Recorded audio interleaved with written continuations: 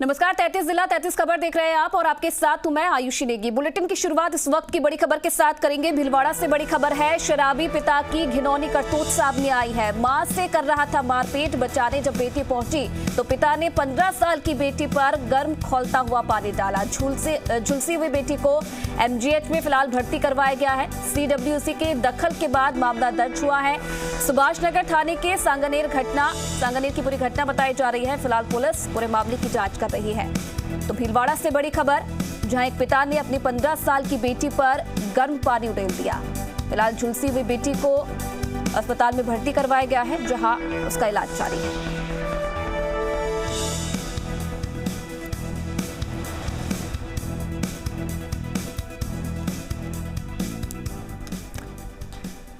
चलिए एक और बड़ी खबर है श्रीगंगानगर से, जहां गड़साना में पलटा बेकाबू टेम्पो। हादसे में एक की मौत हो गई है, जबकि 3 लोग इसमें घायल बताए जा रहे हैं। टेम्पो में सभी सदस्य एक ही परिवार के थे। घायलों का राजकीय सामुदायिक स्वास्थ्य केंद्र में फिलहाल इलाज चल रहा है। बच्चे का शव श्रीगंगानगर लाया जा रहा है। श्यामकी से छेपी पतरोड़ा ये टेम्पो जा रहा था। टायर के नीचे मिट्टी धंसना हादसे का कारण बताया जा रहा है। तो इस वक्त की बड़ी खबर श्रीगंगानगर के घटसाना से, जहां एक बेकाबू टेम्पो पलट गया। हादसे में एक की मौत बताई जा रही है। 3 लोग इसमें घायल हो गए हैं और टेम्पो में जो सदस्य मौजूद थे वो सभी एक ही परिवार के बताए जा रहे हैं। फिलहाल बच्चे का शव श्रीगंगानगर लाया जा रहा है।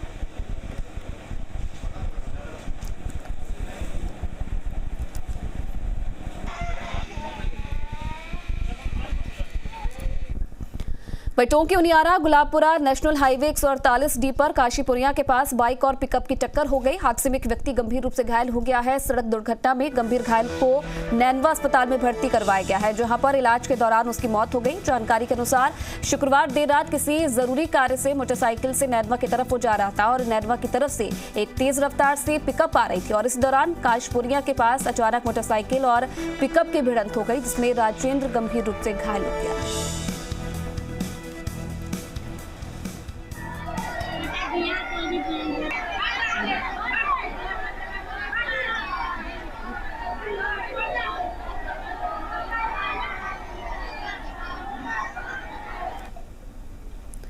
तो टोंका मामला है। सड़क हादसे में एक की मौत हो गई है।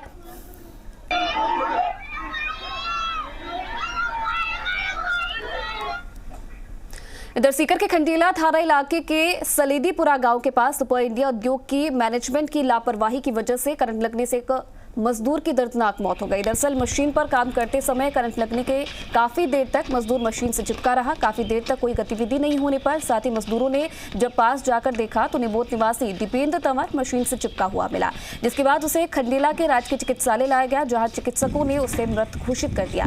मृतक के परिजन और कंपनी मैनेजमेंट के बीच मुआवजे के आश्वासन के बाद पोस्टमार्टम करवाकर खंडीला थाना पुलिस ने शव परिजनों के सुपुर्द कर दिया है।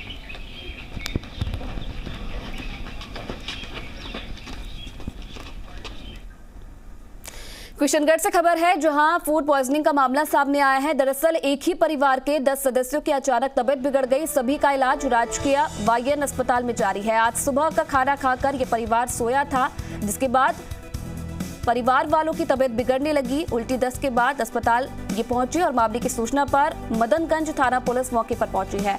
आजाद नगर का ये परिवार रहने वाला बताया जा रहा है। महिला, बच्चों सहित बाकी सदस्यों का इलाज जारी है।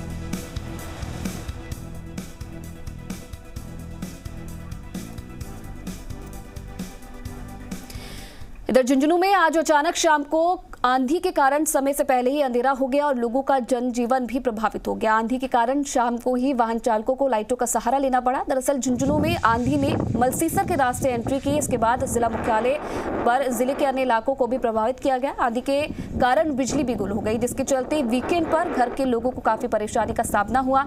वहीं आसमान में धूल के गुबार के अलावा हवाओं में भी मिट्टी उड़ने लगी।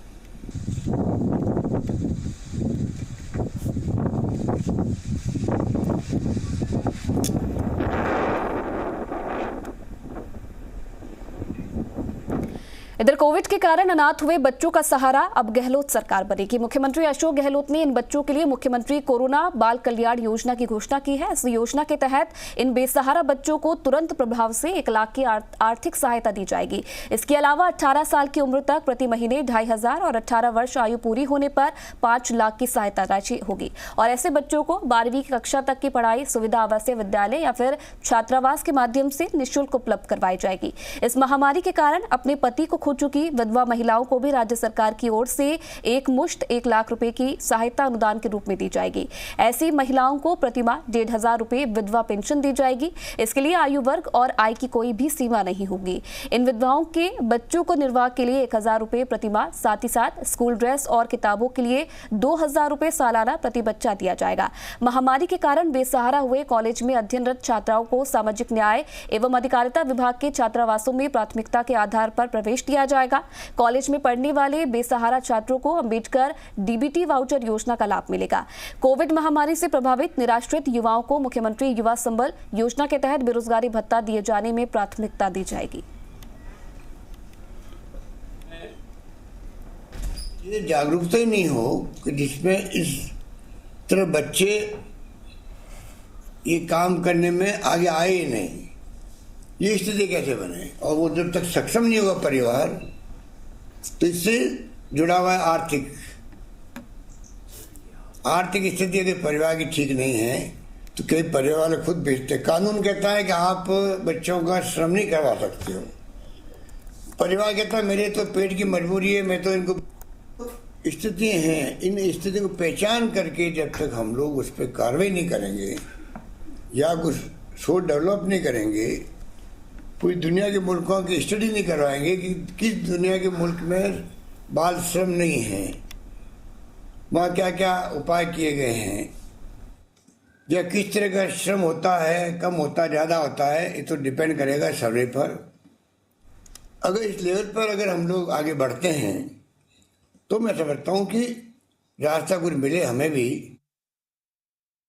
इधर चिकित्सा एवं स्वास्थ्य मंत्री डॉक्टर रघु शर्मा ने शुक्रवार को जयपुर और प्रदेश में हुए रिकॉर्ड कोरोना वैक्सीनेशन के लिए चिकित्सा कर्मियों को बधाई दी है। उन्होंने सभी चिकित्सा कर्मियों से अपने दायित्वों के निर्वहन के इस जोश और जज्बे को आगे भी बनाए रखने का आह्वान किया है।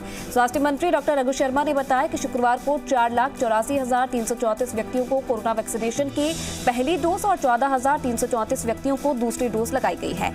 इन्हें मिलाकर राज्य में एक ही दिन में कुल 4,95,668 व्यक्तियों का वैक्सीनेशन किया गया और प्रदेश में अब तक 1,91,38,753 व्यक्तियों को कोरोना की वैक्सीन लगाई जा चुकी है।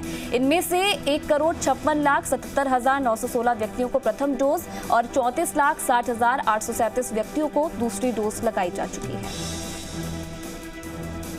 16 जनवरी से जब से वैक्सीनेशन शुरू हुआ, राजस्थान पूरे कंट्री में सबसे अच्छा परफॉर्म करने वाला प्रदेश बना वैक्सीनेशन के मामले में भी। वो जिस ढंग से हमारे स्वास्थ्यकर्मी शिद्दत के साथ वैक्सीनेशन को काम पूरे प्रदेश में कर रहे हैं, मैं उनको बधाई देना चाहता हूँ। अभी कल शुक्रवार को हमारे चिकित्सा कर्मियों की मुस्तैदी की वजह से एक दिन में 4,95,668 लोगों को वैक्सीनेट किया गया। उसमें से पहली डोज के रूप में 4,84,334 लोगों को और दूसरी डोज के रूप में 14,334 लोगों को वैक्सीनेट किया गया।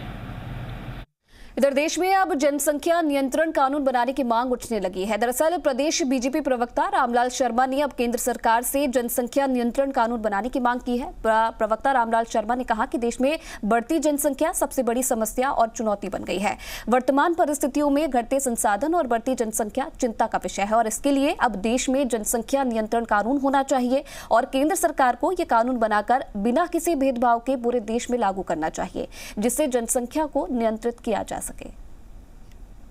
मैं चाहूंगा कि भारत सरकार पहल करते हुए आज वर्तमान में आवश्यकता इस बात की है कि देश के अंदर जनसंख्या नियंत्रण कानून अब लागू होना चाहिए और ये समानता के साथ लागू होना चाहिए। धर्म के साथ, क्षेत्र के साथ, वर्ग के अनुसार किसी के साथ भेदभाव नहीं हो। सरकार की तरफ से एक समान जनसंख्या नियंत्रण कानून बने और उस कानून की पालना सभी व्यक्ति, सभी वर्ग, सभी धर्म करे। मुझे लगता है कि वर्तमान परिस्थितियों के अंदर आवश्यकता इसी बात की है। इधर कोरोना वैक्सीन लगने के बाद शरीर में चुंबकीय गुण पैदा होने का दावा करने वाले लोगों की प्रदेश में बाढ़ सी आ गई है। आपकी टीवी स्क्रीन पर ऐसी ही 7 तस्वीरें हैं। सवाई माधोपुर के बामनबास इलाके में रहने वाली एक महिला का दावा है कि वैक्सीनेशन के बाद उसके हाथों पर मोबाइल, पेन, चम्मच और अन्य सामान चिपकने लगे हैं। महिला ने हाथों पर अजीब किस्म के दर्द की भी शिकायत की है। इधर उदयपुर में सेक्टर 14 इलाके में रहने वाले विनोद त्रिवेदी ने भी ऐसा ही दावा किया है। जयपुर के रिटायर्ड फौजी भी मानते हैं कि तकनीकी खामी की वजह से उन्हें 2 अलग अलग वैक्सीन लग गई थी और अब उनके शरीर के जिस भाग में वैक्सीन लगी है वहां चम्मच चिपक रहे हैं। हालांकि वो खुद इसे वैज्ञानिक कारण मान रहे हैं और लोगों को वैक्सीन लगवाने की भी अपील कर रहे हैं। बीकानेर में भी ऐसा मामला सामने आया है, जहां बच्चों में करनी प्रसाद शर्मा का केस भी कुछ ऐसा ही है। उनके शरीर में भी कैंची, सिक्के, चम्मच, प्लेट चिपक रहे हैं। बीकानेर में ही हरी रांकावत ने भी अपने शरीर में ऐसे ही गुण डेवलप होने का डेमोन्स्ट्रेशन कर रहे हैं। उन्हें ऐसा होते हुए 40 दिन हो चुके हैं। कोटा के सज्जन सिंह का दावा भी कुछ ऐसा ही है। उनके शरीर से भी लोहे और स्टील की चीजें चिपक रही हैं। लेकिन सीकर की तस्वीरें सबसे ज्यादा हैरान करने वाली है। यहाँ पर एक दंपति ने अपने शरीर में ऐसी चुंबकीय शक्ति पैदा होने का दावा किया है, जिसके बाद उनके शरीर से मेटेलिक चीजें तो चिपक ही रही हैं, साथ ही मोबाइल फोन भी चिपक रहा है। हालांकि उनका कहना है कि उन्हें किसी तरह की कोई तकलीफ नहीं है। वैक्सीन लगवाई थी, ये देखिए वैक्सीन की जगह पर छोटा वाला चम्मच वैक्सीन वाले स्थान पर चिपक रहा है। आज जब मैंने न्यूज़ नहा करके आया और न्यूज़ में लाइव देखा, कोटा, उदयपुर, जयपुर में के लोग दिखा रहे हैं सिक्के चिपक रहे हैं, चम्मचें चिपक रही हैं, तो मैंने जिज्ञासावश मैंने भी है ना चिपका करके देखा तो मेरे चिपक रही। घर के अंदर जब खाना खा के लेट आराम कर रहा था, 2 बजे जब मैं उठा, कुछ सिक्के मेरी जेब में पड़े हुए थे, तो बाहर निकल के गए। तो जब मैंने जैसे ही पलटी करी तो कुछ सिक्के मेरे साइड में चिपक गए। मैंने कहा ये यहाँ कैसे चिपक रहे हैं। फिर वापस खोला, वो देखा तो मुझे बॉडी ऐसा कुछ लगा कि बॉडी के अंदर कोई चीज़ है जो सिक्कों को खींच रही है। 1 अप्रैल को लगाया था और 2 मई को लगाया था मैंने सेकंड डोज। लेकिन उसके बाद अभी मैंने 3-4 दिन से मालूम पड़ा है, लेकिन मेरी नींद खराब हो गई और मुझे भूख ज़्यादा लगने लगे। रात को नींद नहीं आती मेरे को। जो इंजेक्शन लगाए ना, बाकी बर्तन वगैरह, चमची वगैरह चिप है, या तू भी लगवा रखे है, या तेरे भी चेप पर देख दिखानी जाए, कैची वगैरह चेप का देखी जाए, बिके भी चिपकी जाए। फिर मेरे भी लगा, मैं भी लगा रखो, 16 तारीख ने लगवा कर आया, अब 1 महीना हो जाएगा और फिर मेरे चिपी जाए, मेरे भी चिपरी थी। इधर अजमेर में जहां एक तरफ कोरोना संक्रमण लगातार घटता जा रहा है, तो वहीं दूसरी तरफ ब्लैक फंगस के मरीजों का भी सफल इलाज अब लोगों में आशा की नई किरण का संचार कर रहा है। अजमेर संभाग के सबसे बड़े राजकीय जेएलएन हॉस्पिटल में आज एक साथ ब्लैक फंगस के 5 मरीज सफल इलाज के बाद घर लौटे हैं। यहाँ आज 35 ब्लैक फंगस के मरीजों का इलाज किया जा रहा था, जिसमें से अब मात्र 30 मरीज बचे हैं। वहीं दूसरी तरफ कोरोना महामारी का शिकार हुए लगभग 150 मरीजों का भी इलाज इस अस्पताल में किया जा रहा है। यहाँ कोरोना के नए मरीजों की संख्या में भी लगातार गिरावट से चिकित्सकों में खुशी है।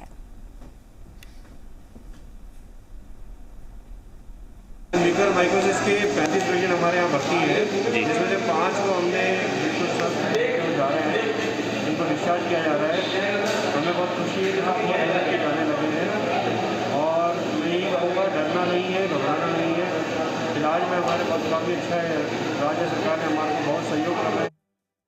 इधर गोविंदगढ़ कस्बे में जयपुर विद्युत वितरण निगम लिमिटेड में कार्यरत कर्मचारी ने अपने सरकारी क्वार्टर में फांसी का फंदा लगाकर सुसाइड कर लिया। दरअसल मामले की सूचना मिलने पर गोविंदगढ़ थानाधिकारी विक्रांत शर्मा में जाब्ते के साथ मौके पर पहुंचे। पुलिस ने शव को फंदे से नीचे उतारकर अपने कब्जे में ले लिया है और सरकारी अस्पताल की मोर्चरी में रखवाया है।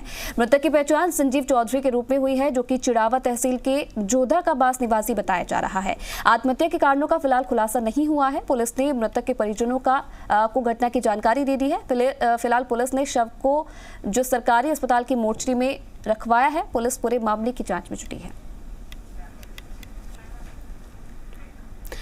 इधर चौमू उपखंड में बड़े पैमाने पर बिजली चोरी की जा रही है। जयपुर अधीक्षक अभियंता हरिओम शर्मा के निर्देश पर आज निगम ने एक विशेष अभियान चलाकर बिजली चोरी करने वाले लोगों के खिलाफ एक बड़ी कार्रवाई को अंजाम दिया है। अधिशासी अधिकारी के पारे के नेतृत्व में विजिलेंस की अलग अलग टीमों ने उपखंड के 26 स्थानों पर छापेमार कार्रवाई की, जहां तकरीबन 20 लाख रुपए की बिजली चोरी पकड़ी गई है। उपखंड के लोहरवाड़ा, खिजरोली, उदयपुरिया, निवाड़ा गांव में बिजली चोरों के खिलाफ विजिलेंस टीम ने बड़ी कार्रवाई को अंजाम दिया। अधिशासी अधिकारी के पारीक ने बताया कि लोहरवाड़ा में मोबाइल टावर कंपनी भी बिजली चोरी करते पकड़ी गई है।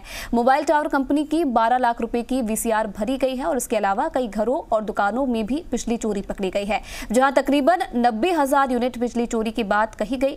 26 VCR भरकर विजिलेंस टीम ने सभी बिजली के कनेक्शन भी हाथों हाथ काट दिए हैं। वहीं इस कार्रवाई के बाद बिजली चोरों में हड़कंप मचा हुआ है। लोग इधर से उधर अधिकारियों को फोन करवाते नजर आ रहे हैं। अधिशासी अधिकारी के पारीक ने कहा है कि निगम की ये कार्रवाई लगातार जारी रहेगी और इस कार्रवाई में सहायक अभियंता अनिल सैनी, विजिलेंस सहायक अभियंता DK गर्ग भी शामिल रहे।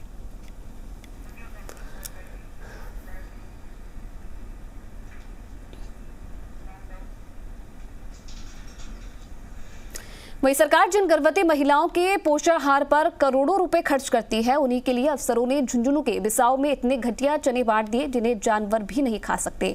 कुछ आंगनवाड़ी केंद्रों पर ये चने महिलाओं को बांटे गए। जब उन्होंने घर ले जाकर चनों को देखा तो वो सड़े और घुन लगे हुए मिले। शिकायत होने पर महिला एवं बाल विकास विभाग ने आनन फानन में इसका वितरण रुकवा दिया, लेकिन अब कोई भी अपनी जिम्मेदारी लेने को तैयार नहीं। जानकारी के अनुसार महिला एवं बाल विकास विभाग की ओर से खटीकों के मोहल्ले में स्थित स्कूल भवन में संचालित आंगनबाड़ी केंद्र में सरकार के निर्देश अनुसार बच्चों और गर्भवती महिलाओं को चने का वितरण किया गया, लेकिन चने में कीड़े और घुन होने पर सामाजिक कार्यकर्ता सतवीर चौहान ने इसका विरोध जताया। किसी भी केंद्र से जो भी गड़बड़ हो रही है, ये बच्चों को, गर्भवती महिलाओं को जो इस तरह का जो सामान जो बांटा जा रहा है, इसमें जानवर चल रहे हैं, वो नुकसानदायक है। आज CDPO अधिकारी अल्सीसर से उषा जी पुलरी केंद्र पे आई और उन्होंने इस बात को स्वीकार किया कि वास्तव में चने गलत थे। लाभार्थियों पे वापस चने मंगा के, खराब वापस चने मंगा के, नए चने मंगा के वितरित किए जा रहे हैं। अब आपके सामने हम लाभार्थियों को बुला रहे हैं, उनको ये चने दे रहे हैं। अब जो भी हमारे कर्मचारियों से या हम लोगों से जो लापरवाही हुई है, उसको हमने आज यहाँ आके शूट आउट कर लिया। अभी हमने इसका निस्तारण कर दिया। वैसे तो बाबा श्याम का आशीर्वाद सभी भक्तों पर और लोगों पर होता है। झुंझुनू में बाबा श्याम के नाम पर संचालित श्री श्याम आशीर्वाद सेवा संस्थान कोरोना काल में जरूरतमंदों के लिए बड़ी मदद का काम कर रहा है। जी राजस्थान के मुहिम कोई भूखा न सोए से प्रभावित होकर अब तक के संस्थान ने 4000 परिवारों को राशन सामग्री और 6000 से अधिक फूड पैकेट्स बांटे हैं। खास बात यह है कि राशन के तैयार करने में कोई और नहीं बल्कि आशीर्वाद पैलेस में रहने वाली महिलाएं और बच्चे मदद करते हैं। संस्थान के मुख्य ट्रस्टी डॉक्टर DN तुलसियान ने बताया है कि पहली लहर में उनके द्वारा प्रवासियों की आर्थिक मदद से 3000 राशन सामग्री की किट बांटी गई थी।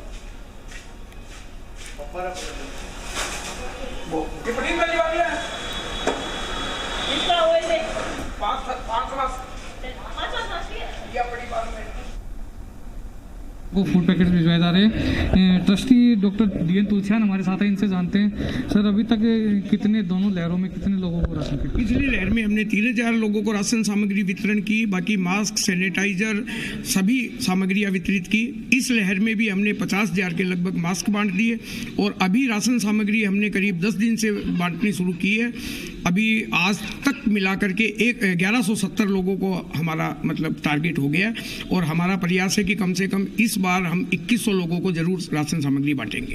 एक इंदिरा रसोई के जरिए भी 6000 लोगों को आप फूड पैकेट से क्या मनसा है, कहाँ से पैसा आता है? ये जितना भी राशन सामग्री और इंदिरा रसोई का पैसा है, हम शुरुआत हमारे स्वयं के पैसे से करते हैं। बाकी प्रवासी हमसे सोशल मीडिया के माध्यम से जुड़ते हैं और हमें बराबर लगातार पिछली बार और इस बार सहयोग कर रहे हैं। वो हमें पैसा भेजते हैं। हमारा उद्देश्य यही है कि दानदाता का पैसा सही जगह यूज हो और जो जरूरतमंद है उसकी सेवा हो सके। इंदिरा रसोई में अब तक कितने लोग? इंदिरा रसोई में हमने 1,17,000 रुपए का अनुदान दिया है।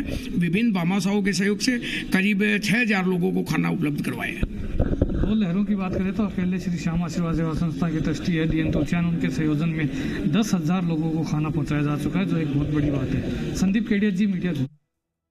इधर अंतर्राष्ट्रीय बाल श्रम निषेध दिवस पर श्रम विभाग UNICEF द्वारा बाल श्रमिक बच्चों के लिए एक अनूठा अभियान पढ़े लिखे और घर में सीखे अभियान की शुरुआत की गई है। श्रम विभाग के शासन सचिव नीरज के पवन, श्रम आयुक्त प्रतीक झांझोरिया, UNICEF के बाल संरक्षक विशेषज्ञ संजय कुमार निराला ने अभियान के जागरूकता रथों को हरी झंडी दिखाकर जयपुर जिले के शहर और ढाणी के लिए रवाना किया है।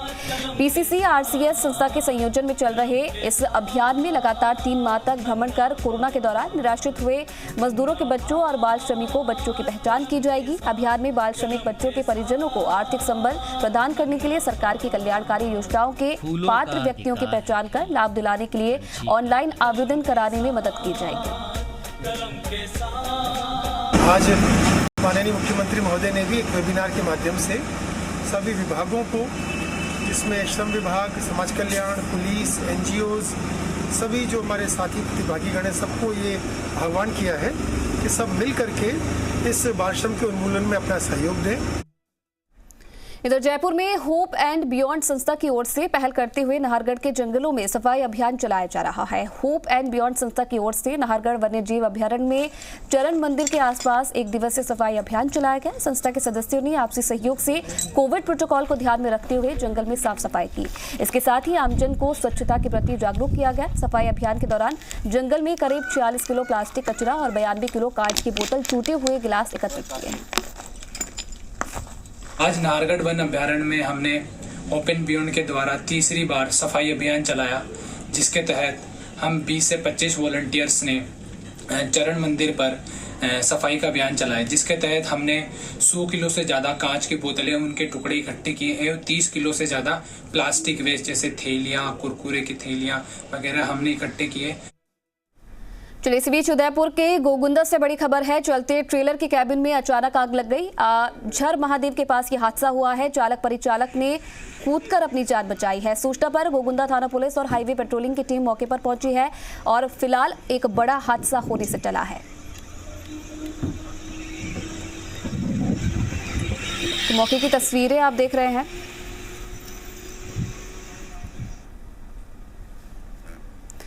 इधर बूंदी के नैनवा उपखंड के दुगारी तालाब में अवैध खनन की सूचना पर मौके पर पहुंची एसडीएम की गाड़ी पर हमला होने से हड़कंप मच गया। दरअसल खननकर्ताओं ने पथराव किया और जेसीबी समेत 1 दर्जन ट्रैक्टर ट्रॉली को छुड़ाकर ग्रामीण ले गए। हालांकि खनन माफियाओं के हमले में नैनवा उपखंड अधिकारी शिवराम और तहसीलदार अमितेश को कोई चोट नहीं आई है। एसडीएम की सूचना पर नैनवा थाना पुलिस भी मौके पर पहुंची और पुलिस के पहुंचने से पहले तालाब में चल रही 2 जेसीबी मशीनों और ट्रैक्टरों को पथराव कर छुड़ा कर ले गए। दुगारी तालाब में अवैध खनन हो रहा था, तो श्रीमान कलेक्टर साहब ने सूचना दी थी, तो मैं मौके पे पहुंचा था। तो वहाँ पे 2 जेसीबी और 10 से 15 ट्रैक्टर ट्रॉलियाँ थे। तो ट्रैक्टर ट्रॉलियाँ और जेसीबी वहाँ पे मौके से वो भगाने लगे, तो हमने पीछा करके 2 जेसीबी वहाँ पे रुकवा ली। फिर कुछ लोगों ने वहाँ पे विरोध किया और गाड़ी के पत्थर फेंकने लगे, तो हमने गाड़ी थोड़ी पीछे ले ली और इसका मौका पा के जेसीबी से छुड़वा के ले गई और फिर पुलिस रास्ते के साथ हम वापस आ गए और अभी इन लोगों के खिलाफ हम FIR दर्ज करवा रहे हैं। इधर झालावाड़ में अवैध खनन माफिया पूरी तरह से बेलगाम हो गए, जिन्हें ना तो अब पुलिस का डर है और ना ही वन विभाग का। ऐसा ही मामला उस वक्त सामने आया जब बकारी रेंज के भालता वन क्षेत्र में अवैध खनन रोकने गए वन विभाग के गश्ती दल पर दर्जनों महिलाओं और पुरुषों ने पत्थरबाजी कर दी। अचानक हुए हमले में 3 वनकर्मी घायल हो गए हैं और जीप भी क्षतिग्रस्त हो गई है। वनकर्मियों ने बताया कि अवैध खनन को रोकने के लिए उनकी टीम बकानी रेंज के भालता वन क्षेत्र के लंकापुरी के पास गश्त कर रही थी और उसी दौरान रामबाबू बागड़ी नामक व्यक्ति अवैध खनन के पत्थरों से भरा ट्रैक्टर लेकर जाता मिला, जिसे वन विभाग के गश्ती दल ने जब रोककर पूछा। इस दौरान करीब 40 से 50 महिलाएं और पुरुष मौके पर पहुंचे और उन पर पत्थरबाजी शुरू कर दी। अचानक हुए हमले में वन विभाग के 3 कर्मी घायल हो गए हैं और जीप भी क्षतिग्रस्त हो गई है। पत्थरबाजी के बाद मौजूद हमलावर पत्थरों से भरा ट्रैक्टर लेकर फरार हो गए। चलिए, फिलहाल इस बुलेटिन में इतना ही। तमाम खबरों के लिए आप देखते रहिए जी राजस्थान।